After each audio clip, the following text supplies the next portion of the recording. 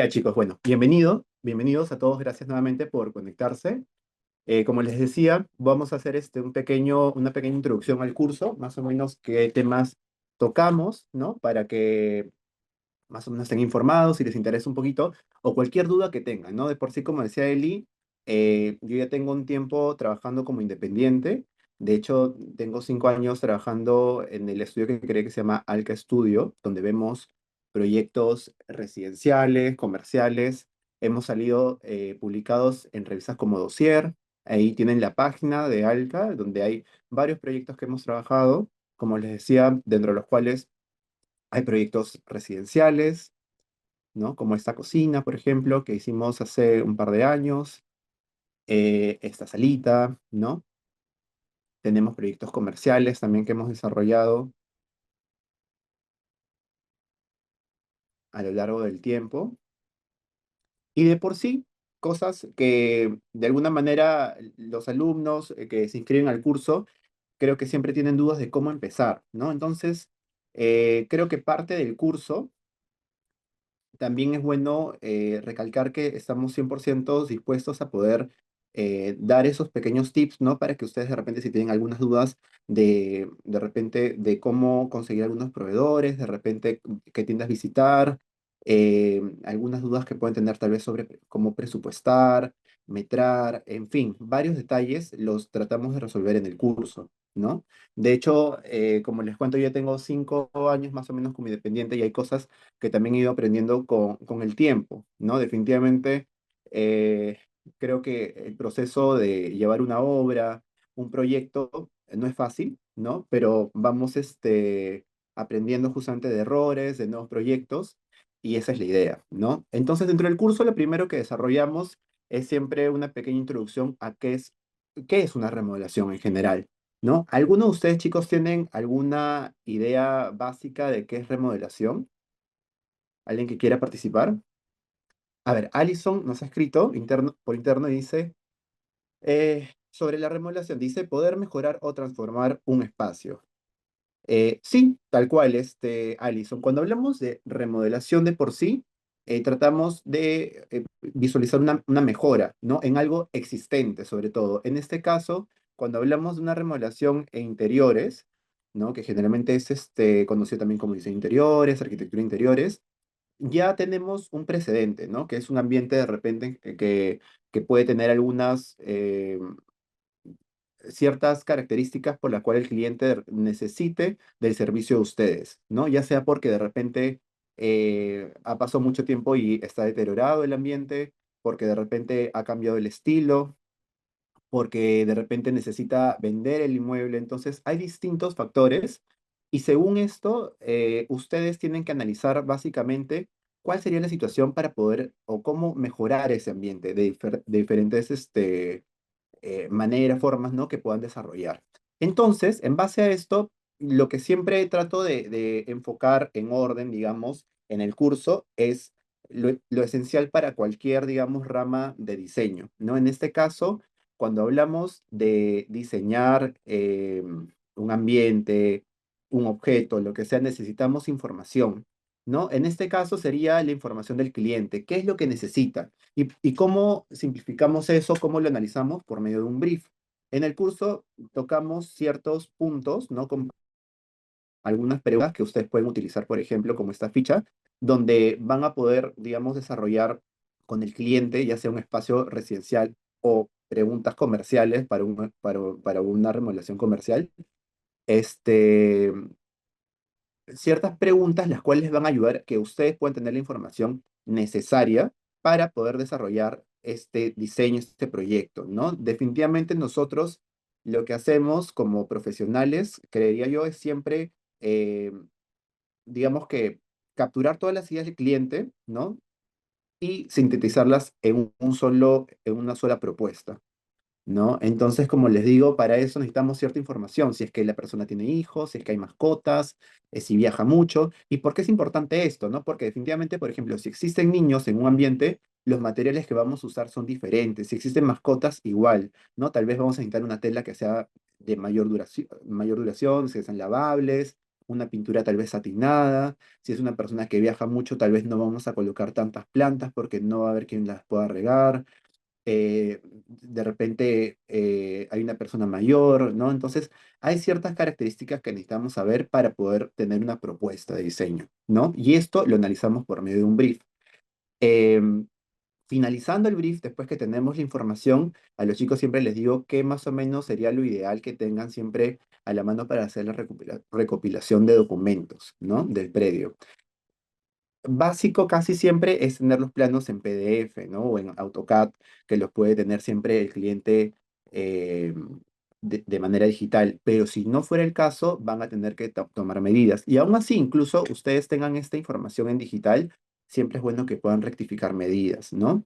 Seguro que ya ustedes en algún momento tal vez han tenido la oportunidad de hacer algún levantamiento, ¿no? Y siempre hay medidas que no todos, siempre necesariamente todas las paredes son rectas, ¿no? Entonces por ahí tenemos que tener esas observaciones cuando hacemos un levantamiento, ¿no? Básico siempre tener nosotros como profesionales una wincha que por más que exista la láser, que nos va a ayudar mucho en tramos grandes, la wincha, digamos, manual, la redondita que tenemos en la parte de acá, también es básica, ¿no? Siempre cargar con nosotros, digamos, para poder con el cliente medir rápidamente cualquier altura, algo que quiera ver visualmente y que no se puede hacer con una wincha electrónica.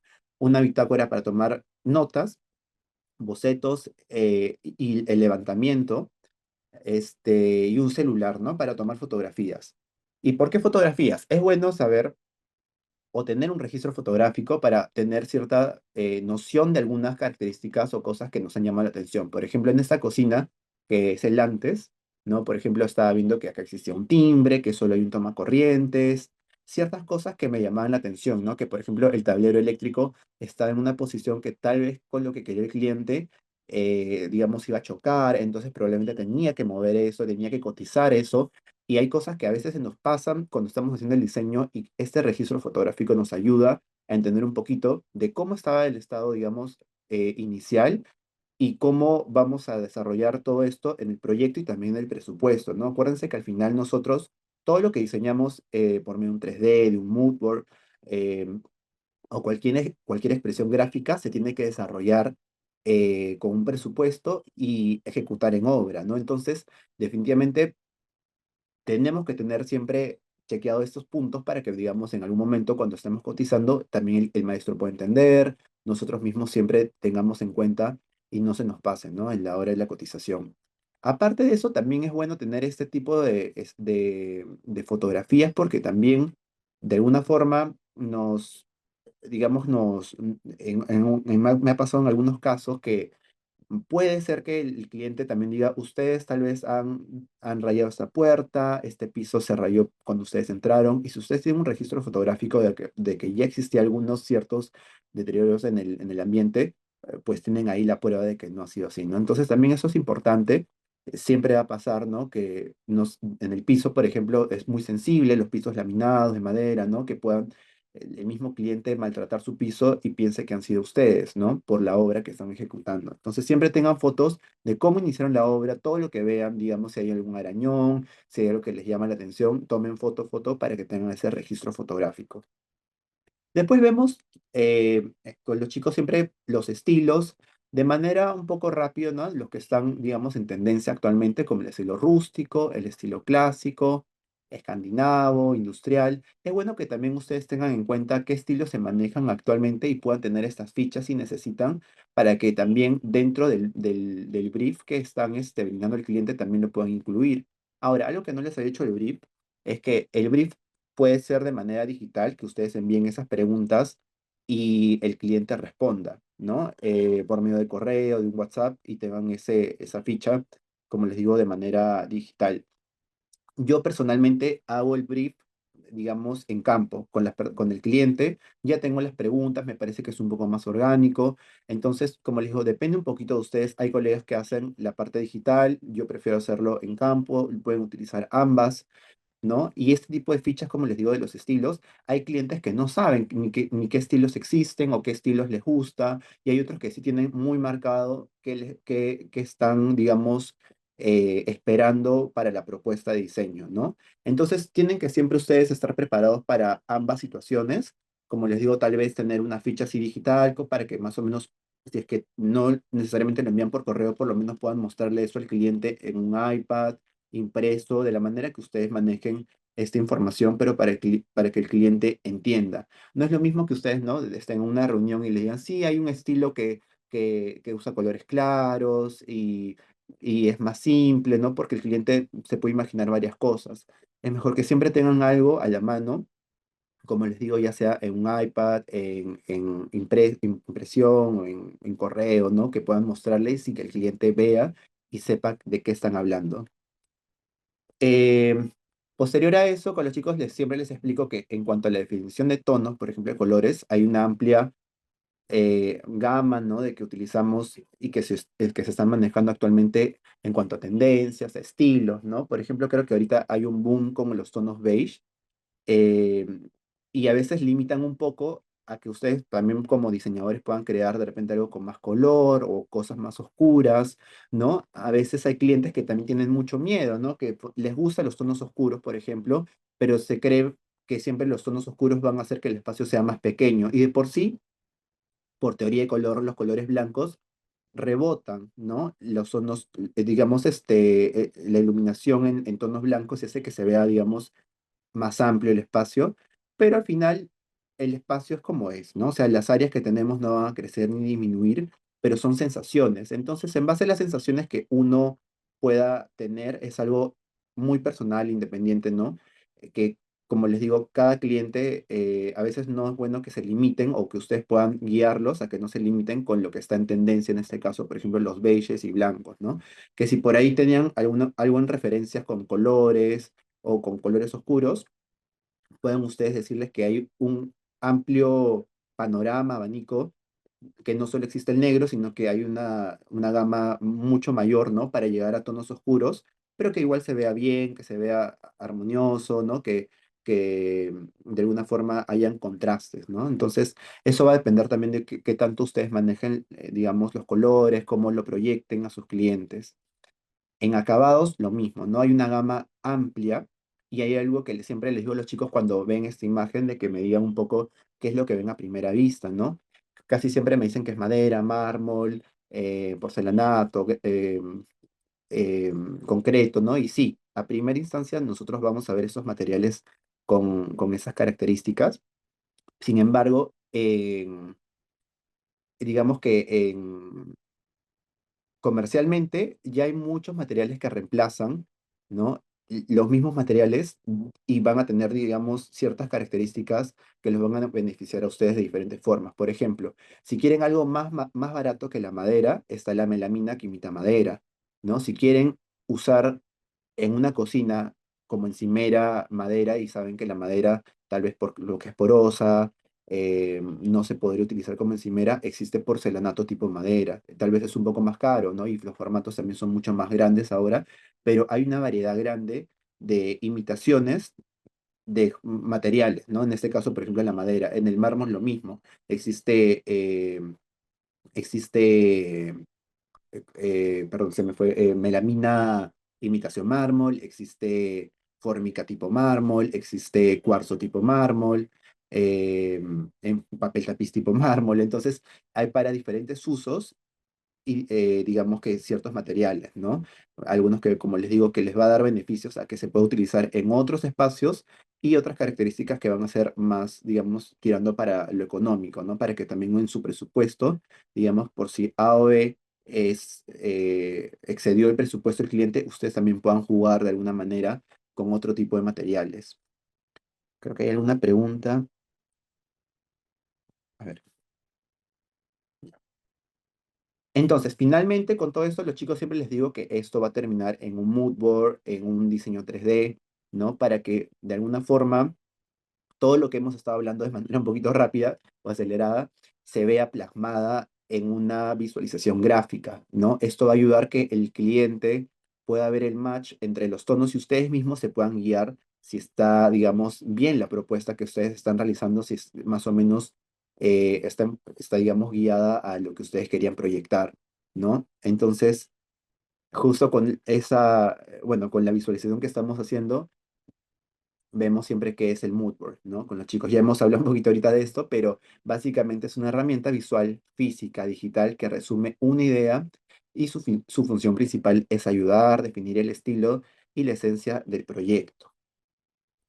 Entonces, como mood board, yo creo que tenemos siempre tres tipos de mood board, ¿no? El primero, que puede ser un mood board bastante simple que tienen los clientes a veces carpetas creadas en Pinterest, fotos guardadas, archivadas, y que ustedes también deberían tener para que puedan presentarlo, como le digo, siempre de manera rápida cuando tienen un cliente.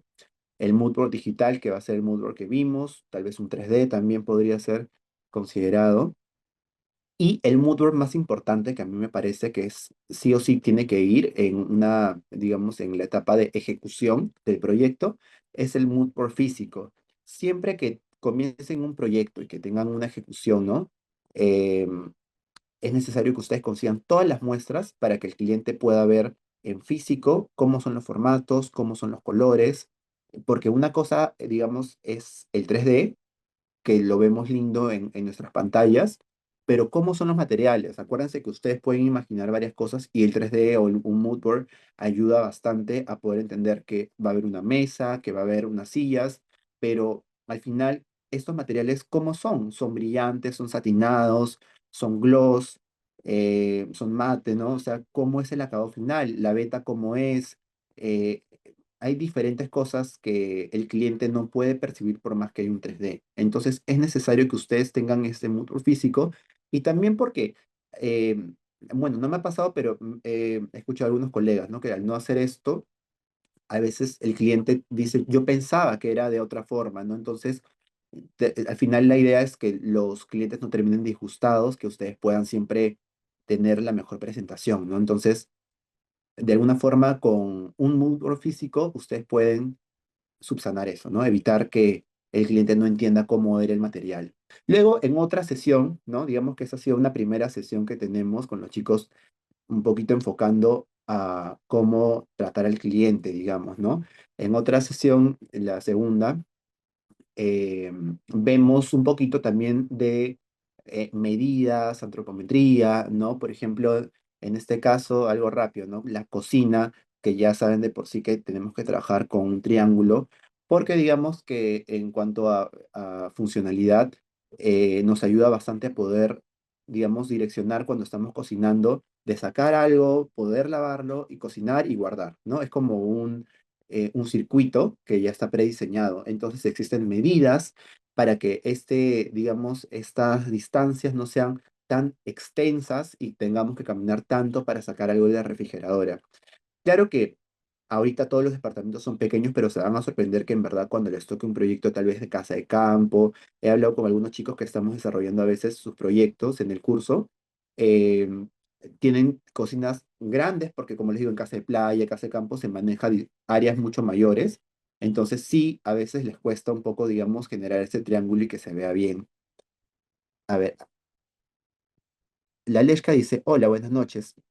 Sí, todo claro. Sin embargo, quisiera saber cómo podemos conseguir esas muestras para presentar al cliente, ya que en etapa de proyecto algunos presupuestos aún no están aprobados. Laleshka, a ver si entendí bien. Mira, generalmente cuando yo inicié y hasta el día de hoy, cuando no tengo un proveedor todavía fijo, ¿no? Por ejemplo, de telas, de algo, si es que no me conocen, no he trabajado con ellos, o lo que hacía al inicio es, por ejemplo, iba a la tienda y les decía que si podía dejar, en este caso, un DNI, si podía abonar algo, y cuando regresara las muestras, me regresaban el dinero y no había ningún problema. Ya con la compra, mientras vas haciendo, digamos, más, digamos, vas trabajando con ese proveedor, obviamente te va a ir dando las muestras sin ninguno de estos, digamos, em, no sé cómo decirle, previos, ¿no? Para poder conseguir las muestras. En el caso con mi carpintero, con mis maestros que trabajan metal, ¿no? Ellos sí, de alguna forma, siempre les digo antes que me den una muestra, o por lo menos ya cerrado. Siempre todo esto, obviamente, lo hago previamente cuando ya está cerrado la ejecución, entonces me doy el tiempo para que también si falta algo, tengo que comprar algún enchape, algo, lo pueda hacer y el cliente lo vea de alguna forma. Pero me dices acá, a ver, ya que en la etapa de anteproyecto algunos presupuestos aún no están aprobados. Claro, la que en verdad debería ser cuando ya está aprobado para que, digamos, no tengas que llevar, por ejemplo, tantas muestras de madera, de tela, sino, digamos que si tu proyecto está en tonos claros, entonces llevas la madera más clara, o sea, dos, tres maderas claras para que no se confunda el cliente,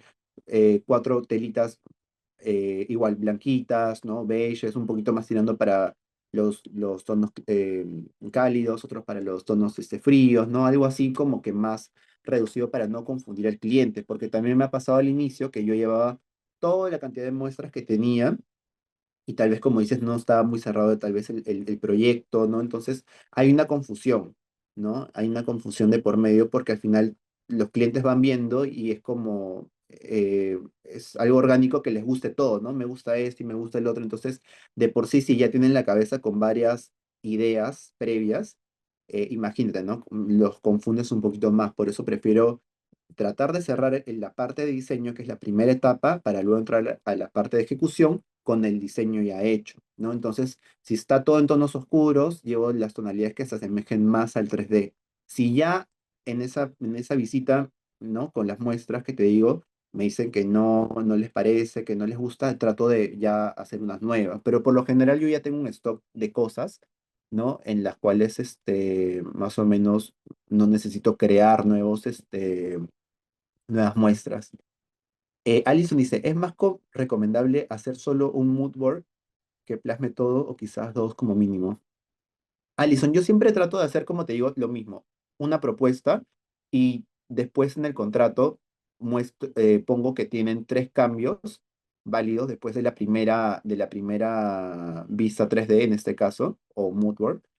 Porque lo mismo, a veces le pones dos imágenes, ¿no? Porque tal vez quieras de alguna manera ayudar al cliente, porque es tu proyecto, pero al final los confundes un poco, ¿no? Entonces yo, por mi experiencia, tengo entendido eso, me ha pasado al inicio que también quería, digamos, tenía en mente esto y al final los confundía más.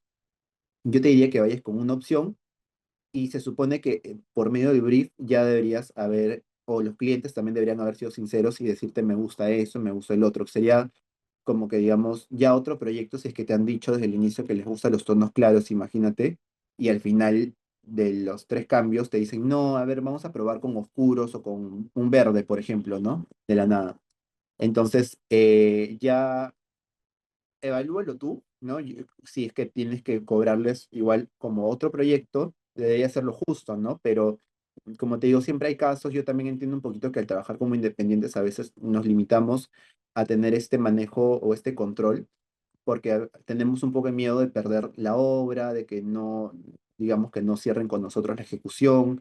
Entonces siempre existe un poco ese miedo, pero al final es algo un poco personal en la balanza, ¿no? Como qué tanto vale su tiempo, en verdad, cómo debería ser remunerado su trabajo, ¿no? Ciertas cositas o esos detalles que son importantes.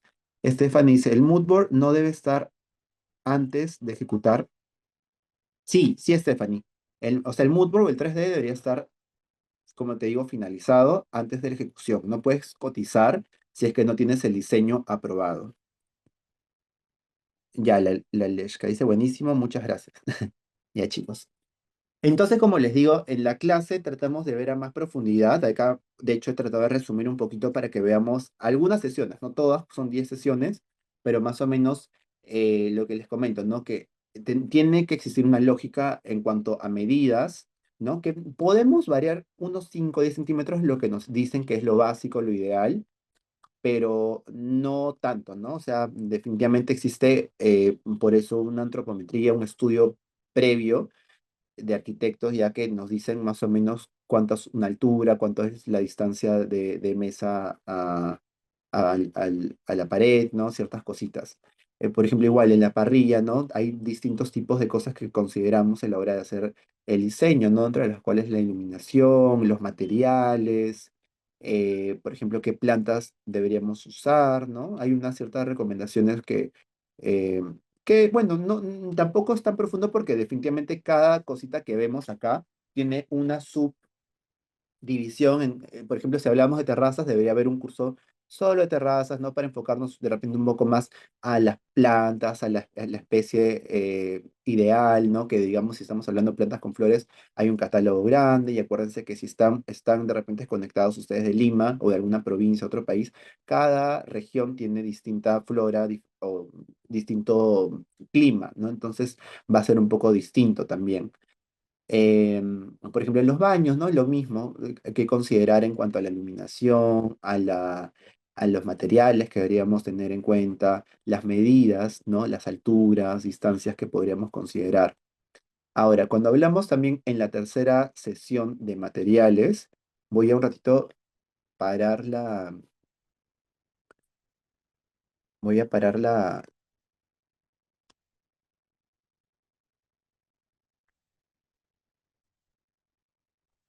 presentación porque les voy a mostrar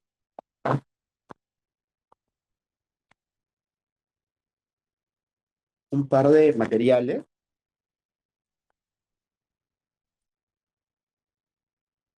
que usualmente veo con los chicos, ¿no? Acá tengo un poquito un desorden, pero, por ejemplo, algo básico que siempre me gusta enseñarles es un poco el tema de los acabados en carpintería, ¿no? Por ejemplo, esta es una muestra chiquitita de melamina. Melamina es cuando vemos este plastificado que va, o que comercialmente lo vemos ya sellado con el MDP internamente. Y este plastificado, cuando lo vemos solo, por ejemplo, es una fórmica, que es esto de acá, ¿no? La fórmica de acá es un plástico que también lo pueden comprar en cualquier tienda distribuidor igualito de melaminas y también se trabaja bastante eh, en proyectos con MDF, con MDP, ¿no? Internamente, este aglomerado que ven acá, ¿no? Es conocido como MDP.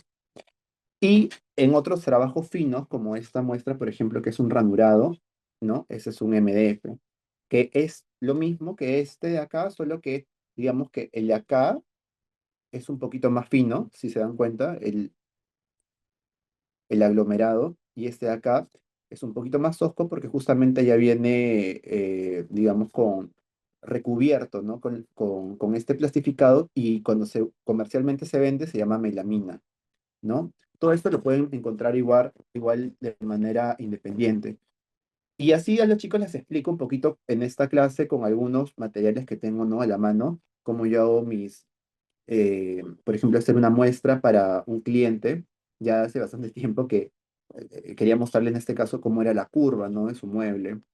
Siempre es bueno que, como les digo, que ustedes tengan ciertos materiales a la mano, ¿no? Por ejemplo, en alguna terraza empleé esto para explicarles, ¿no? Que este de acá, por ejemplo, era un microcemento. No sé si se llega a ver bien con la cámara que tiene un pequeño brillo. Este de acá es un poquito más mate, o bastante más mate. Tenía así creo que un par más de muestras de exteriores, pero en general van a ir recopilando ustedes varias muestras. Por ejemplo, estos son papeles tapices, ¿no? Con diseño. Esas son telas. A los chicos trato de explicarles siempre que hay tiendas que también a ustedes les dan comisión, ¿no? Ustedes no solo ganan en diseño, en ejecución, sino que también pueden comisionar cuando están utilizando ciertas marcas. Por ejemplo, Romantex, El Arte les da un 10%, algunas tiendas 15% de comisión, ¿no? Entonces, por ahí vamos viendo algunas tienditas, les recomiendo siempre a los chicos para que tomen en cuenta dónde comprar, si es que están viendo algunos acabados, para que también, digamos, puedan facturar, digamos, ¿no? Esta es, por ejemplo, una muestrita de cuarzo, cosas que tengo en la mano. Estos son unos laminados, ¿no? Que son pisos para que más o menos vean cómo se instalan. Y todo esto lo van consiguiendo, como les digo, con el tiempo. Van pidiéndolo a las tiendas. Y si no conocen alguna en el curso también, o sea, lo ideal es que nosotros vamos viendo un proyecto real, si es que lo tienen a la mano, y me van preguntando a veces los chicos, profe, ¿dónde puedo encontrar esto? Arquitecto, ¿dónde puedo encontrar tal otro material? Eh, Eso es lo ideal, ¿no? Que como les digo, que el curso les pueda servir un poquito. De repente, siento que es un poquito más vivencial, o sea, en cuanto a cosas que yo también he vivido en estos 5 años, como les digo, trabajando, y que también he ido aprendiendo, conociendo. dónde me conviene trabajar según el proyecto, ¿no? Porque cada proyecto es diferente. Hay proyectos que van a meritar poner algo muy fino, más costoso, y hay proyectos en los cuales ustedes van a tener un presupuesto mucho más reducido, pero no por eso es menos importante, ¿no? Entonces, bueno, es la tercera sesión, si no me equivoco, cuarta, más o menos vemos un poco de materiales y ya es la tercera, si no me equivoco, en la cuarta vamos viendo temas un poco más de eléctricos, sanitarios, también un poco, como les comento siempre, no tan meticuloso de, por ejemplo, cómo son las conexiones de tubo, que tienen 55 o la red eléctrica, no, sino lo que a mí me importa, por ejemplo, cuando les digo a los chicos que vamos a hacer un proyecto de remodelación, es que ya existen los puntos, ¿no? Es como acá, por ejemplo, tengo un punto en el techo, entonces yo no necesito saber, por ejemplo, o sea, no necesito hacer el plano de los toques, de dónde está el interruptor, que la conexión y que L1, SS1, esas, digamos, nomenclaturas que van en el plano arquitectónico, no lo manejo al día a día en un proyecto residencial. Es bueno que lo sepan y lo vemos también, o sea, lo podemos hablar si es que tienen algún proyecto así, pero lo ideal es, por ejemplo, un proyecto de remodelación, tener las nuevas distancias, ubicaciones en planos, de dónde vamos de qué punto existente vamos a correr a qué otro punto, por ejemplo, para eh, digamos, distribuir electricidad, ¿no? Para que tengamos una cinta LED, para que tengamos un punto de TV, etcétera, ¿no? Entonces, acá en este caso lo mismo, ¿no? En la parte de iluminación, en un punto vemos la luz cálida, neutra, luz fría, que de por sí existe una gama amplia para, según el proyecto que manejemos y lo que necesitemos, ¿no? De por sí, por ejemplo, en este caso, hay un 3D que les muestro a los chicos a veces como qué prefieren, ¿no? En este 3D, esta es luz amarilla, esta es luz neutra y luz fría. Ya, hay varios que dicen luz neutra, hay otros que dicen luz cálida. Y bueno, ninguno ha dicho fría. En alguno de los cursos que he tenido han dicho luz fría también. Y lo ideal en este caso, o sea, como les digo, al final eso es algo muy personal, ¿no? Me ha pasado que he hecho salas y el cliente me ha dicho ponme luz fría y no pude ir contra eso, por más que yo sé que tal vez por teoría podría ser una luz neutra, amarilla, cálida, no pude ir contra eso, ¿no? Como les digo siempre en este caso, mira, todos ustedes son diseñadores, arquitectos y tienen igual, hay una brecha entre luz cálida y neutra, ¿no? A mí, entre ambas, dependiendo un poco cómo esté más, digamos, hecha la proyección del diseño, va a variar un poquito, ¿no? Pero sí existe una teoría, obviamente, de que, por ejemplo, la luz cálida nos va a, em, digamos, reflejar un espacio como más de relajo, nos va a inducir al sueño, entonces por eso se usa en un dormitorio normalmente la luz cálida, en terrazas, en bibliotecas, en salas comedores, ¿no? La luz intermedia o neutra se usa normalmente en baños, en cocina, luz general, porque hace que refleje los tonos reales, ¿no? Y la luz fría, que es de las que menos nos gusta tal vez como diseñadores, arquitectos, se usa bastante en oficinas, hospitales, espacios comerciales porque induce a estar más bien despierto, ¿no? Entonces, al final, ¿quién dice que está bien y que está mal, ¿no? En este rubro, que es bastante, como les digo, depende un poco del cliente, depende también el gusto de ustedes, ¿no? La propuesta que puedan hacer. Realmente no, por más que existe una guía, finalmente son ustedes y el cliente los que van a decidir, ¿no? Más que todo el cliente incluso que va a ser la persona que al final ejecuta y que va a vivir en el espacio, ¿no? Pero siempre me gusta hacer esa comparación con los chicos en general, porque sí hay bastantes opiniones, ¿no? Diferentes en cuanto a qué luz es la indicada. Bueno, vemos igual, ¿no? Vemos medidas de dónde deben estar los tomacorrientes, los interruptores, ¿no? Algunas distancias. Y dentro del curso también me gusta a veces tocar un poquito, no tan lo mismo, no tan a detalle, pero más o menos qué tan rentable eh, tiene que ser nuestra propuesta, ¿no? Como diseñadores, como independientes para saber cuánto, entre comillas, deberíamos cobrar, ¿no? Más o menos en diseño, el metro cuadrado de diseño está entre 15 y $25. ¿Cómo pueden sacar este ejercicio? ¿Cómo lo he sacado yo en algún momento? ¿O cómo entro dentro de este rango, ¿no? Bueno, básicamente pueden ustedes mismos cotizar con otros estudios, uno que vean que sea antiguo, que sea top, ¿no? Uno que sea de repente intermedio, y alguien que de repente, y algunos estudios que estén comenzando, que vean que están nuevos, para que ustedes puedan sacar un flujo más o menos y ir a un intermedio, por lo menos, en cuánto está el mercado en este momento, ¿no? Para que puedan comparar los precios. Lo pueden hacer con un proyecto ficticio, ¿no? Y es un estudio de mercado de alguna forma, o yo lo veo así. En algún momento lo he hecho y de alguna forma me ayudó bastante a saber cuánto cobrar, ¿no? Entonces ese ejercicio se los dejo, también lo podrían hacer ustedes, es algo, ¿no? Que podrían hacer por medio de un celular o redes sociales, pero de por sí les voy pasando el dato que el metro de cuadrado de diseño generalmente está entre 15 y $25. Puede variar un poquito porque obviamente hay espacios más pequeños, como un baño. Puede variar un poco si es que ustedes están remodelando toda una casa, tal vez. Entonces, hay bastantes factores, ustedes lo pueden decidir, ¿no? Y pueden ver cómo manejarlo. Pero vamos a hacer este ejercicio, ¿ok? A ver, en este caso tenemos una sala y un dormitorio, ¿no? La sala comedor tiene aproximadamente 19 metros cuadrados y vamos a ponerle unos $20 al metro. Entonces, esto nos da en soles más o menos 1.420 soles. El dormitorio tiene 9 metros cuadrados.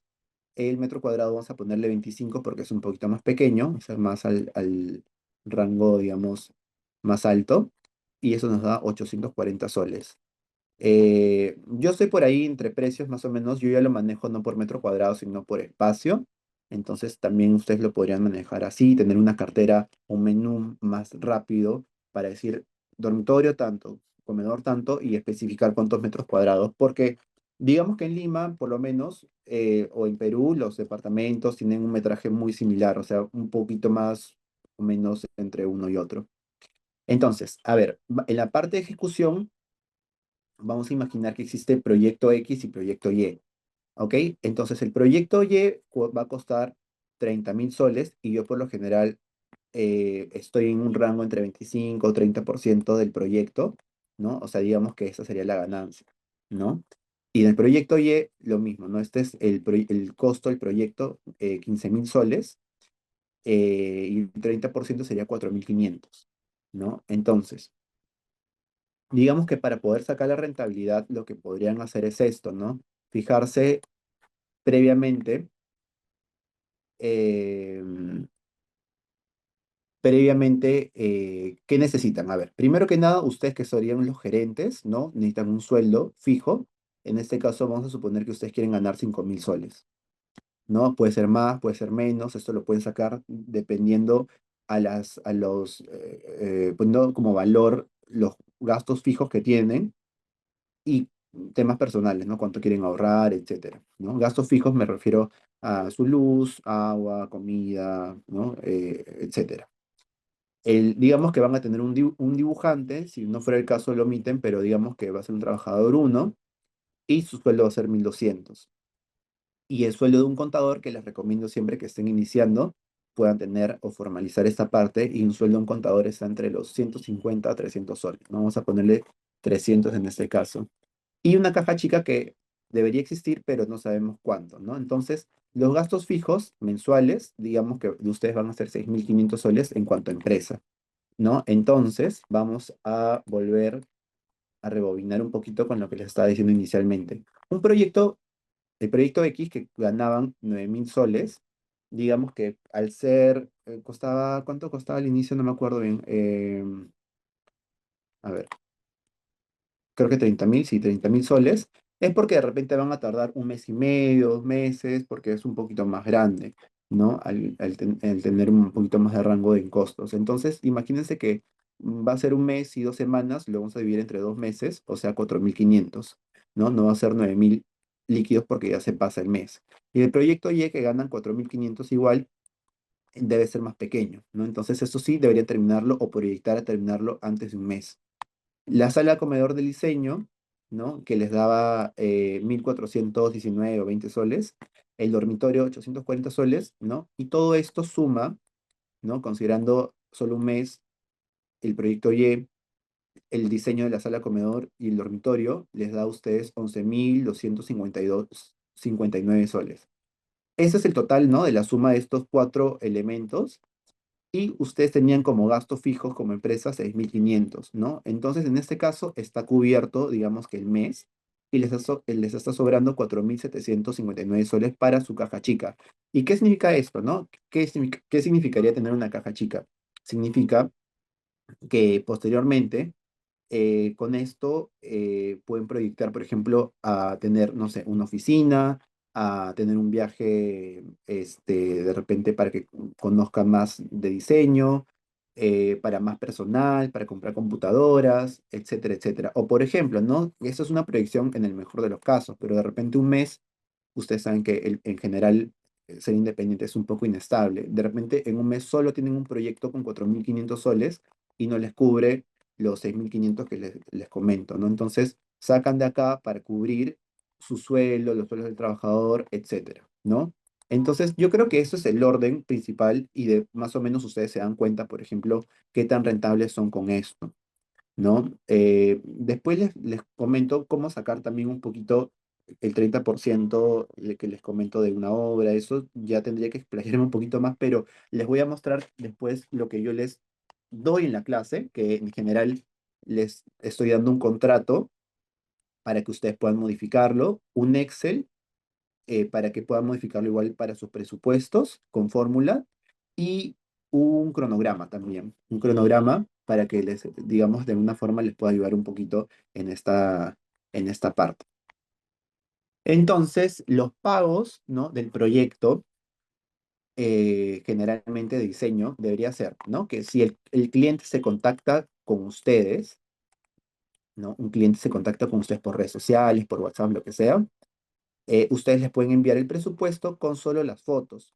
Hay una parte en la clase, ¿no? Que siempre les digo que traten de evitar, por ejemplo, cuando están iniciando, sobre todo muchos clientes, les dicen, ven a mi casa porque necesito que veas a más detalle el proyecto, quiero que midas de una vez, que sí lo voy a hacer contigo, ¿no? Y al final el proyecto queda en nada.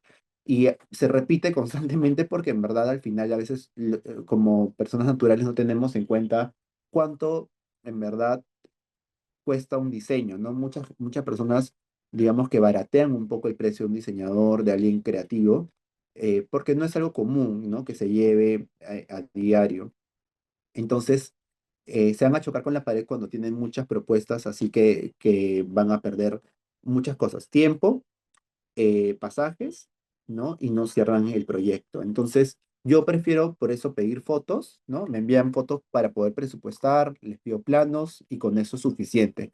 Si me aprobaron el presupuesto, recién hago la visita, la toma de medidas, me doy mi tiempo para hablar con el cliente, mostrarle imágenes y todo lo necesario, ¿no?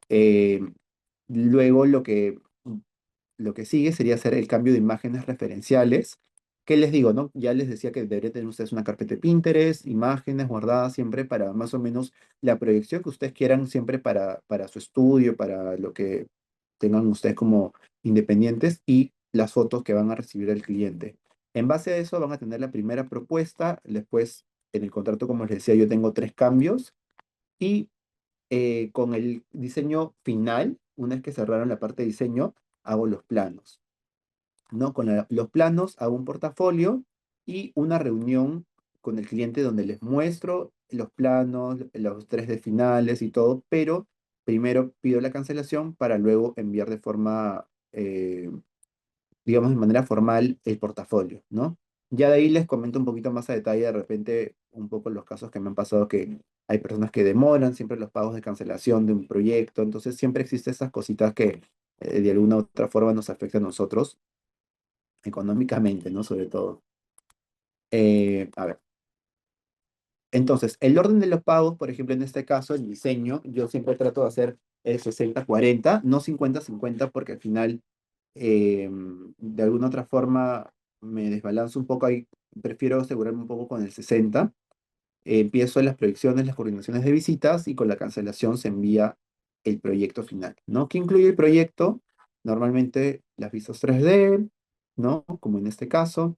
Yo no trato de incluir a moodboards porque sí para el curso está bien, para que desarrollemos de alguna manera más rápido la propuesta, pero digamos que a mí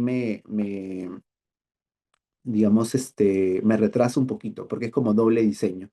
A veces ven algo en el mood board y luego cuando lo llevo al 3D se desarma un poquito todo. Entonces con las referencias ya está más que suficiente y la cosa es que ustedes puedan avanzar y cerrar rápido, ¿no? Todo antes, como les digo, del mes, de 2 semanas, ¿no? Deben tener un cronograma de tiempos también para ustedes.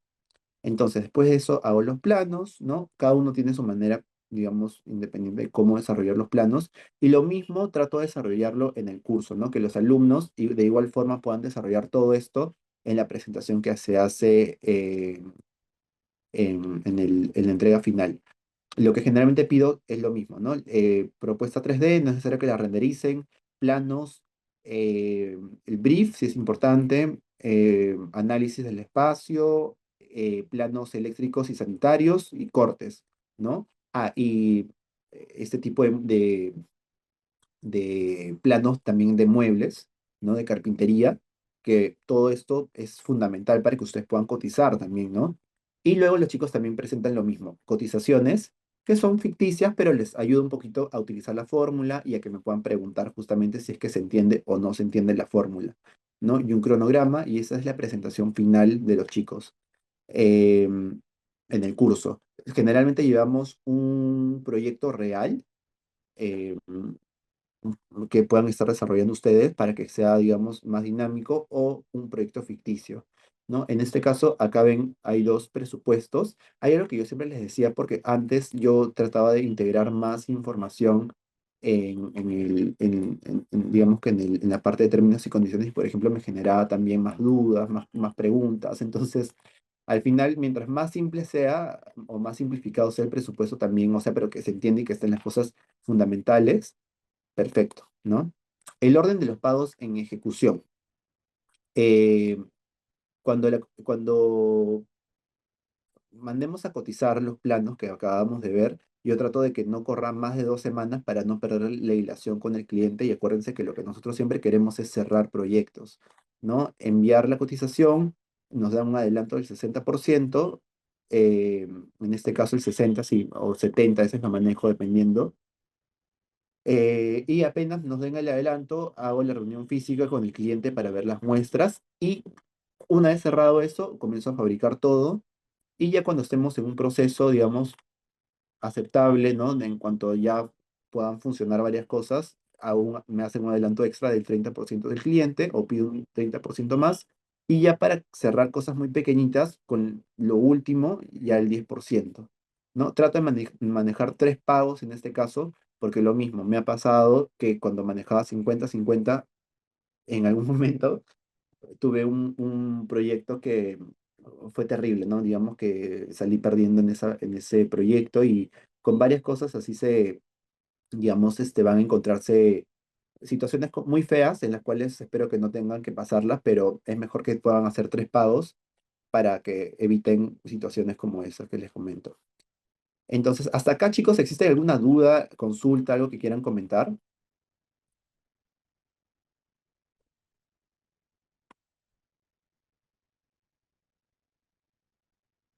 Creo que, a ver, habían escrito en el chat, Estefan me dice, ¿cómo dar un presupuesto sin una visita técnica? Creo que me dices de la parte de diseño, ¿no? Generalmente, como te decía Stephanie, cuando hablamos de un presupuesto inicial para la parte de diseño, con fotos o con planos del espacio, tú ya puedes enviar una cotización de diseño. No es necesario que vayas a la visita presencial. Y es más, si tuvieras de repente que hacerla porque el cliente insiste, porque ves algún detalle, también puedes cobrar por tu visita, que me ha pasado, ¿no? Que también uno puede cobrar por la visita que realice. Eh, Luego dice Darlene, ¿cómo haces un presupuesto con imágenes y sin medidas? O sea, imagino que el cliente no tenga plano de su casa. Bueno, porque como te decía ya, todos los espacios que realmente he visto, al final terminan siendo muy parecidos, ¿no? Entonces, yo la verdad que con foto lo puedo sacar rápidamente. Si no fuera el caso, como te digo, podrías programar una visita y de repente, como te digo, puedes cobrar por esa visita porque finalmente es tu tiempo, es el transporte. Yo sí personalmente te recomendaría que lo hagas así, ¿no? Que puedas ponerle un precio a esa visita y si no, si, puedes de repente hacerlo por medio de, como te decía, de fotografías. Yo no tengo problemas hasta el día de hoy, o sea, como te digo, en cuanto a visualizar cómo es el espacio, ¿no? Le digo, ¿tienes fotos del ambiente para poder enviarte una cotización o planos? Y casi todos los clientes siempre tienen planos generales de un departamento, de una casa, ¿no? Cuando están construyendo. Hay casos muy reducidos en verdad en los cuales no han tenido planos. Ese es un presupuesto base. Voy a ampliar un poquito el Excel. Ay, ya. A ver, en este presupuesto ya tiene fórmulas, ¿no? Entonces vamos a hacerlo rapidito, el ejercicio. Voy a borrar acá esto. Está dividido, ¿no? Generalmente le digo a los chicos que está dividido por, digamos, ciertas partidas, ¿no? En este caso, por ejemplo, primero siempre trato de poner las obras preliminares porque son lo inicial para que no esté mezclado, sobre todo, ¿no? Cada ítem, sino tenga su, digamos, esté agrupado por partidas, ¿no? Luego tenemos iluminación, enchapes, pintura, varias cosas que a ustedes les puede surgir como parte del presupuesto y pueden añadir o eliminar lo que no necesite. En este caso, a ver, vamos a iniciar con la parte de obras preliminares, como algo rapidito, ¿no? En este caso, a ver, voy a desagrupar esto. Ya, a ver, en este caso, la limpieza y protección de obra, ¿no? Con cartón y plástico.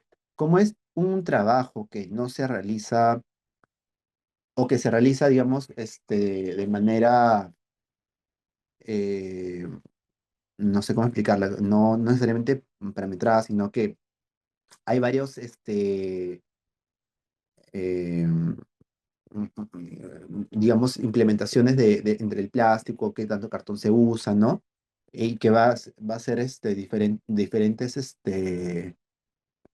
trabajos que haga el maestro en pegar la cinta, ¿no? Yo lo veo siempre como un global, no como un metro cuadrado, sino como un global. Porque al final digamos que tenemos que cubrir varios espacios, ¿no? Que puedan afectarse por medio del polvo, el piso, etcétera, etcétera. Entonces, digamos que el proveedor, acá yo, esta parte derecha es para ustedes, para que, digamos, vayan guiándose eh, qué proveedores están usando, cuánto están ganando, y la parte izquierda es para el cliente. Esto lo pueden simplificar, como les digo, mientras más simple lo tengan mejor, pero digamos que de alguna manera es para que también entiendan un poquito la fórmula. ¿No? Al final yo estoy poniendo casi siempre los ítems y el precio, ¿no? Entonces, si estamos hablando de que es global, vamos a multiplicar siempre por uno, o sea, cantidad uno, para que la fórmula funcione. En este caso, vamos a poner que el proveedor se va a llamar José, ¿no? Esto me sirve bastante a mí para la hora de pagar, hacer pagos que también no esté todo mezclado, sino, digamos, pueda entender quién está, qué me está trabajando José, qué me está trabajando el otro maestro, etcétera, etcétera. Entonces, digamos que él me va a cobrar por este global, imagínense que 250 soles, ¿no? A todo costo, con material y con todo.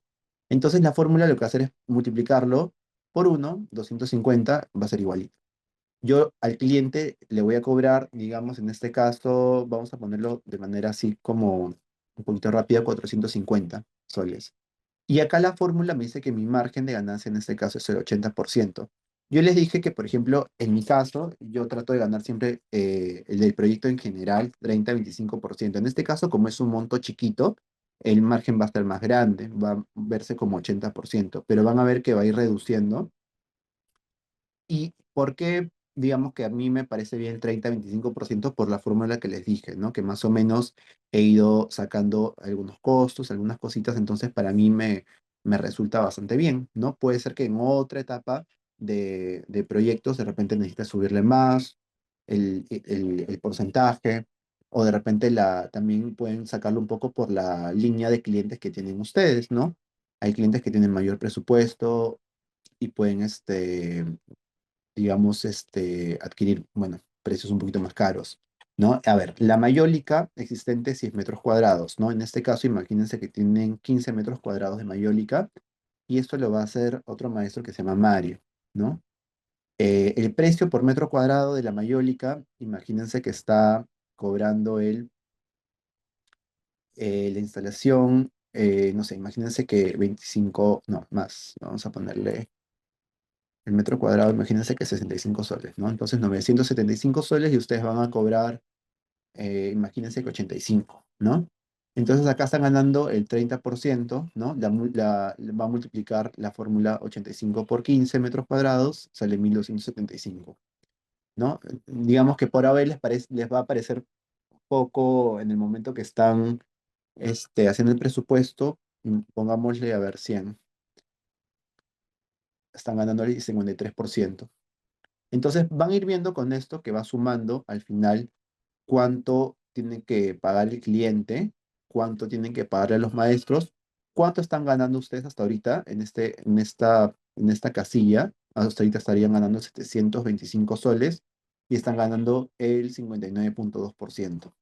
Entonces esto a ustedes les puede ayudar de varias formas, ¿no? Lo pueden analizar de maneras con diferentes enfoques, pero es una guía para ustedes creo que bastante útil y que les ha servido bastante a los chicos, ¿no? Y así van completando diferentes casillas.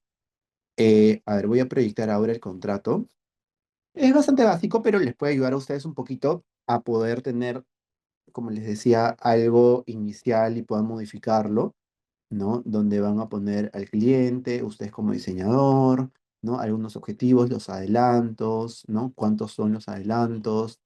Ciertos puntos que ustedes necesiten en el tema del contrato, qué días son laborales, cuánto están demorando, en cuánto se proyecta el trabajo, ¿no? En fin, varias cositas, ¿no? Para que, digamos, lo tengan mapeado y que les puede servir, ¿no? En cualquier momento, cuando necesiten, sobre todo un proyecto comercial o con cualquier cliente que lo requiera.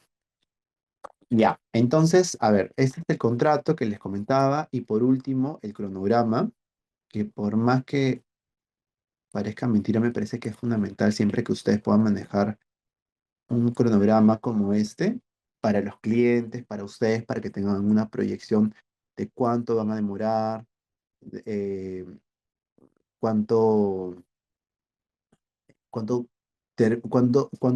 tiempo demora cada parte del proyecto, porque de por sí, por ejemplo, esta zona que está marcada era representaba 2 semanas donde el cliente no iba a tener cocina, ¿no? Entonces, es importante que también no nos pasemos de esos tiempos, ¿no? Me ha pasado, en verdad es tedioso porque en temas de arquitectura y diseño hay cosas que a veces no se pueden prever porque van surgiendo de manera, eh, no sé, inexacta, ¿no? No hay una fórmula para a veces detectar algunas cosas que pueden o fallas que se van a ir presentando y ninguna falla es igual a otra, ¿no? A veces uno dice, ya aprendí de esto, pero en verdad se presenta cada cosa distinta y diferente, así como los proyectos que son personalizados.